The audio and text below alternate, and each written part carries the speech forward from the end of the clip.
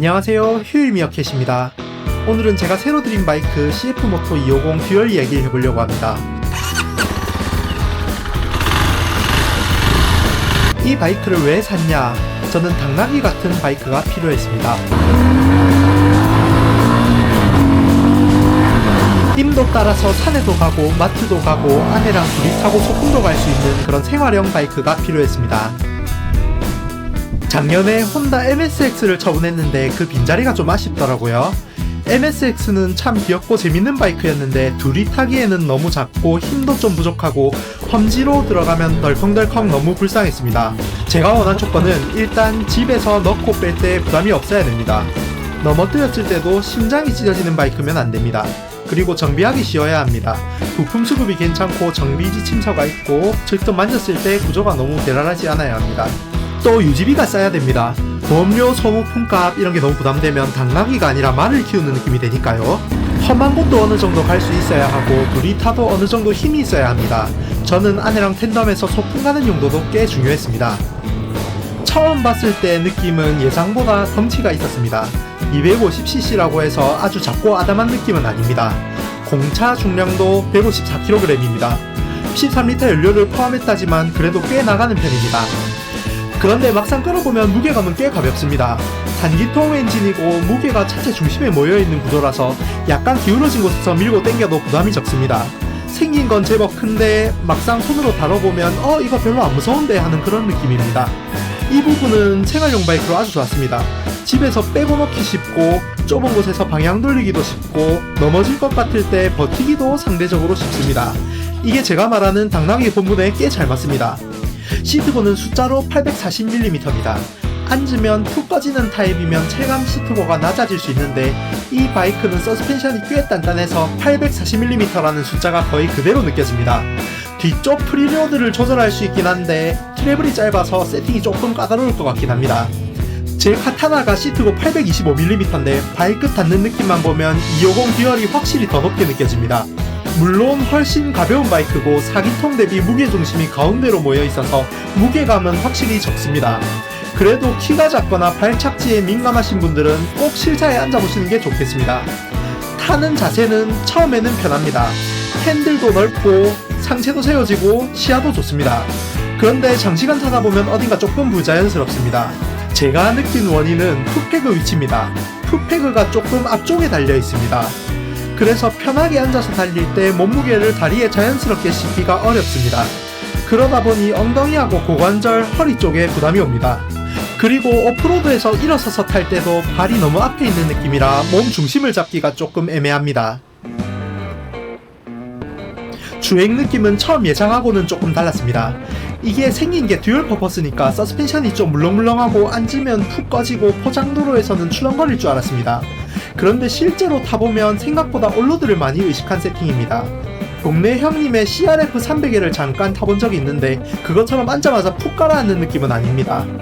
프리로드랑 댐핑이 어느정도 쪼여져 있는 느낌이고 타이어 공기압도 웬만한 올로드 바이크처럼 29psi가 권장칩니다. 포장도로에서 속도를 올리거나 코너를 돌아도 생각보다 안정감이 있습니다. 그래서 저는 이 바이크가 완전 오프로드 쪽이라기보다는 올로드와 오프로드 중간 어디에 있다는 느낌을 받았습니다. 엔진도 꽤 마음에 듭니다. 저속 토크감이 좋아서 필요할 때 필요한 만큼 힘을 부담 없이 꺼내 쓸 수 있는 느낌입니다. 진동도 기대보다 훨씬 잘 억제되어 있습니다. MSX 대비 월등히 얌전합니다. 게다가 이 급에서 흔치 않게 테이퍼드 핸들바가 달렸습니다. 고회전까지 닦아 돌려도 막 거칠고 불쾌한 느낌은 없습니다. DOHC 엔진답게 위쪽에서도 힘이 확 빠지지는 않습니다. 참고로 공식 사이트 설명에는 SOHC라고 되어 있는데 DOHC가 맞습니다. 1인 승차 기준으로 시속 110km 정도까지는 가속과 감속을 필요한 만큼 자유롭게 할 수 있는 느낌입니다. 한마디로 표현하자면 풍성하고 부드럽습니다. 클러치도 가볍고 클러치 붙는 느낌도 산뜻합니다. 다운시프트 할 때 레브 매칭에 실수가 있어도 슬리퍼 클러치가 받아줍니다. 기어 체결감도 아주 좋습니다. 변속이 부드럽고 정확하고 중립도 깔끔하게 잘 들어갑니다. 시프트 조작감은 MSX나 MT-03 같은 일본 메이커 차들보다도 낮습니다. 이 부분은 꽤 만족스러웠습니다. 전반적인 기어비는 엄청 짧진 않습니다. 대체로 올로드에 무리 없는 설정이고 초저속 오르막 주행을 위해서는 중감속 기어비를 좀 손보셔야 할 것 같습니다. 구매하기 전에 스펙을 볼 때 전후 서스펜션 트래블이 160mm 밖에 안 돼서 긴가민가 했는데요. 타보면 주먹 높이의 요철이나 흙길, 자갈길 정도는 부담없이 받아줍니다. 가벼운 인도나 다짐이 잘 된 자갈길, 시골길, 포장 깨진 길 이런 데서는 구름 타듯이 잘 달립니다. 큰 돌박이나 깊은 페인길은 좀 부담스럽습니다. 이걸로 등산로처럼 고저차가 한 뼘씩 나는 그런 데를 타면 사람도 힘들고 바이크도 힘듭니다. 특히 좋았던 건 2인 승차였습니다. 아내랑 둘이 타고 인도를 200km 이상 주문했는데 서스펜션이 의외로 잘 버텨줬습니다. 듀얼 치고는 서스펜션 트래블이 긴 편이 아니라서 2인 승차 상태에서 D가 푹 꺼지고 바닥을 치는 바텀아웃이 날까봐 걱정했는데 그런 느낌은 전혀 없었습니다. 이건 꽤 좋았습니다. 혼자 탈 때는 단단하게 느껴질 수도 있는데 둘이 타면 그 단단함이 오히려 장점으로 바뀝니다. 다만 아쉬운 점도 있습니다. 뒤쪽 ABS를 끄는 기능이 없습니다. 비포장에서는 리어 브레이크를 일부러 세게 밟아서 흙에서 살짝 끌고 가야 될 때가 있는데 ABS를 끌 수가 없으니까 그 부분은 좀 아쉽습니다. 이게 본격 오프로드 바이크라기보다는 가벼운 험로드할 수 있는 생활형 바이크라고 봐야 되는 이유인 것 같습니다. 브레이크 성능 자체는 꽤 만족스럽습니다. 제동력이 부족하다는 느낌은 별로 없었습니다. 고속주행을 하다가 멈출 때도 쥐는 만큼 서주고 노면이 안 좋은 산길 주행 시에도 너무 예민하진 않습니다. 충분하고 적당합니다. 그런데 제 차에는 품질 문제가 있습니다. 앞브레이크를 잡으면 로터가 휜 것처럼 브레이크 레버에 맥동이 느껴집니다. 제동할 때 로터 회전에 맞춰서 레버가 먹었다가 뱉었다가 하는 느낌입니다.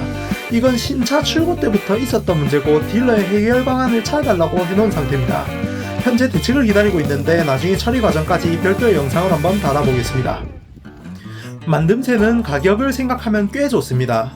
카울이나 시트, 외장 품질은 395만원이라는 가격을 빼고 봐도 생각보다 괜찮습니다. 겉으로 보이는 부분도 주행하는 느낌도 싸구려 티가 나지는 않습니다. 그런데 자세히 보면 아쉬운 부분들이 있습니다. 구입해서 복귀하는 길에 바이크가 똑바로 직진을 못하더라고요. 그래서 1000km의 정비를 하면서 점검을 해봤는데 뒷차축 얼라인먼트가 안 맞습니다. 공장에서 양쪽 인디케이터를 기준으로 조정을 해놨는데 정황상 우측 인디케이터의 정확도에 문제가 있습니다. 콤마 몇 미리를 조절하는 차축 슬라이드 어저스터에 스프링 와셔가 껴있는 것도 난생 처음 봅니다. 어쨌든 스프링 와셔를 빼고 상태가 이상한 인디케이터를 무시하고 체인 정렬과 어저스터 볼트 길이를 기준으로 다시 얼라인먼트를 봤습니다. 이제 바이크가 똑바로 갑니다. 그리고 드라이브 체인은 520 규격인데 오링 같은 밀봉실이 없는 노출형 체인입니다. 수명이 얼마 못 갈 것 같습니다. 스로틀 케이블도 좀 이상합니다. 리턴 케이블이 없고 당기는 방향 케이블 하나만 있습니다. 그래서 프리플레이를 너무 최소한으로 조절하면 핸들을 꺾었을 때 RPM이 오릅니다. 이것도 좀 불안하고 이상합니다. 계기판 조작하는 것도 성가십니다. 오도미터와 트립미터를 전환하는 별도의 버튼이 없습니다. 시동을 끄고 다시 키온을 하고 하이빔 버튼을 5번 눌러야 전환됩니다. 이게 왜 이렇게 돼 있는지 잘 모르겠습니다. 한두 번은 그냥 하겠는데 주행 중에 트립미터랑 오도미터를 바꿀 수 없는 게 꽤 귀찮습니다. 그리고 계기판 위로 브레이크 호스가 지나가는데 운전자 시점에서 호스의 계기판이 자꾸 가립니다. 사소한 능근이 거슬립니다. 이 바이크에서 제일 현실적인 단점은 유지관리입니다. 395만원이면 차값은 저렴합니다. 그런데 유지비까지 저렴할 거라고 보면 실망하실 수도 있습니다. 부품 수급은 기본적으로 국내 딜러를 통해야만 합니다. 위바이크나 론에이어스 같은 해외 부품 사이트에서 CF모터 부품을 구할 수 있는 실정이 안됩니다. 이 차종은 중국 내 출시가 안돼서 알리에도 순정 부품이 없습니다. 그러다 보니까 파츠 넘버를 알아도 결국 국내 딜러를 통해서 주문해야만 합니다. 가격이나 재고 여부도 딜러한테 전화를 해봐야지만 파악할 수가 있습니다. 문제는 저같은 내향인이 어렵게 연락해서 물어봤는데 부품 가격이 예상외로 비싸다는 겁니다. 예를 들어 카트리지 타입 오일 필터가 15,900원입니다. 스즈키 4기통에 쓰는 캔 타입 순정 필터보다도 비쌉니다. 차값이 싸니까 소모품도 싸겠지, 부품도 막 싸겠지 그렇게 생각하실 수도 있는데 지금으로서 꼭 그렇지만은 않은 것 같습니다. 큰 고장이 나거나 넘어져서 주요 부품을 교체해야 될 상황이 오면 예상보다 수리비가 많이 나올 수 있겠다는 생각이 듭니다.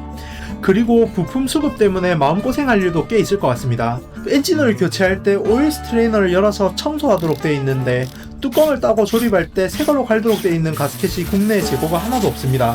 해외 직구 쪽으로도 집요하게 찾아봤는데 파는 곳이 없습니다. 이런 거는 좀 깝깝합니다. 아직 깊숙이 만져보진 않았지만 작업성도 좀 의심스럽습니다. 예를 들어 엔진오일 배출하는 드레인 플러그 위치가 영 좋지 않은 곳에 있습니다. 차체랑 스키드 플레이트에 엉망진창되기 딱 좋은 구조입니다. 쿠킹오일로 가득 잘 올리셔야 됩니다.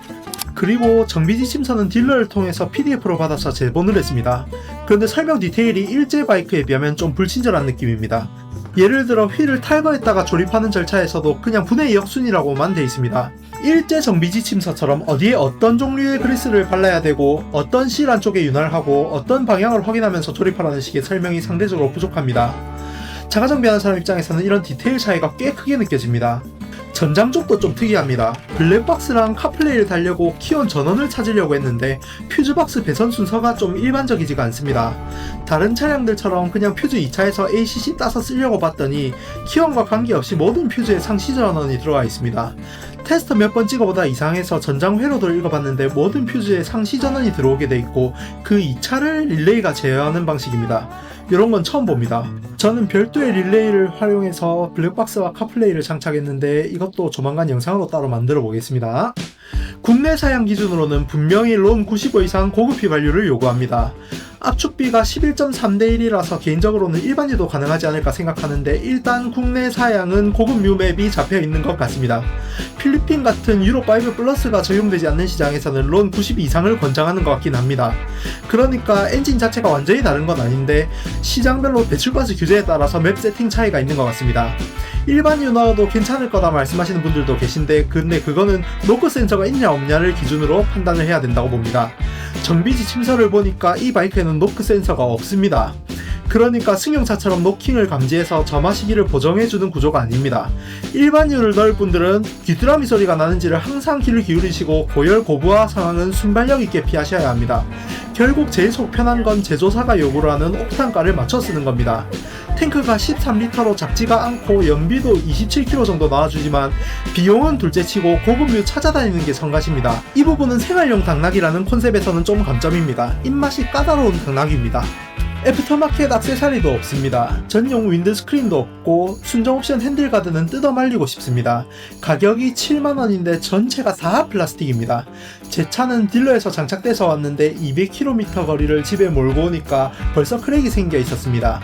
바로 분리수거 쓰레기가 됐습니다. 저는 바로 알리에서 15,000원짜리 범용 제품을 주문해서 달았습니다. 차량 주문할 때 딜러의 옵션으로 같이 주문했던 순정 차체 가드도 출고한 지 한 달이 넘은 지금까지 배송을 못 받고 있습니다. 이런 건 시간이 지나면 좀 나아질 수도 있는데 현재 기준으로는 일제나 450MT 같은 2기 차종처럼 부품이나 액세서리를 골라 잡을 수 있는 그런 상황은 아닌 것 같습니다. 이것저것 꾸미는 걸 좋아하시는 분들은 좀 깝깝하실 수도 있겠습니다. 250 듀얼은 가볍고 만만하고 편하고 힘도 좋고 둘이 타기도 좋습니다. 마트도 가고 출퇴근도 하고 비포장길 타고 중장거리 여행도 갈 수 있습니다. 여러모로 1인 3역 정도를 해주는 그런 바이크입니다. 제 기준에서는 헌터커브나 MSX 그룹을 살 돈이면 250 듀얼 쪽이 훨씬 쓸모도 넓고 재밌습니다. 주행감도 훨씬 낫습니다. 더 쫀득하고 편안하고 갈 수 있는 길도 더 많습니다. 싼 맛에 대충 막 굴리는 바이크로 낮잡아 보기에는 그 가격대 일본 메이커들보다 장점이 뚜렷합니다. 그런데 단점도 뚜렷합니다. 이상하고 불편한 점이 분명히 있습니다. 부품 수급이 원활하지 않습니다. 부품값이 일제만큼 싸지도 않습니다. 분명히 고급 휘발유를 먹여야 됩니다. 그리고 제 차처럼 이런저런 품질 문제가 있을 것도 각오를 하셔야 됩니다. 앞으로 돌보는데 두뇌 풀가동해야 되는 애로사항이 분명히 있을 것 같다는 예감이 듭니다. 그래서 이 바이크를 추천을 할 거냐? 저처럼 당나귀 같은 바이크가 필요하신 분들한테는 강추드립니다. 대배기량 올로드 바이크를 매일 끌기 부담스러우신 분들이 세컨으로 들여놓기 딱 좋습니다. 특히 오토바이를 솔찬한 세월 동안 타오신 분들은 타자마자 250 듀얼의 장점을 분명히 알아차리실 것 같습니다. 그런데 아무 경험도 없는 상황에서 싸고 만만하니 이걸로 입문을 하려고 하시는 분이나 골치 아프거나 이상한 점이 일절 없었으면 좋겠다는 그러신 분들은 그냥 비슷한 돈 주고 헌터커브 사시는 게 나을 것 같습니다. 헌터커브 타시면서 깝깝하고 엉덩이도 아프고 고문당하는 느낌이 들 때쯤에 250 듀얼을 타보시면 아, 이 맛이구나 하실 것 같습니다. 오늘 영상은 여기까지입니다. 앞으로 250 듀얼 타면서 이것저것 영상을 올려볼 건데요. 1000km 길들이기 하고 나서 엔진오일 교환하는 거, 블랙박스랑 카플레이 장착한 거, 그리고 브레이크 맥동 문제 처리하는 과정도 보여드리고 간간히 소풍 댕기는 모습까지 차근차근 영상으로 한번 남겨보겠습니다. 혹시나 궁금한 점 있으시면 댓글로 남겨주십시오. 최대한 답변 드리겠습니다. 감사합니다.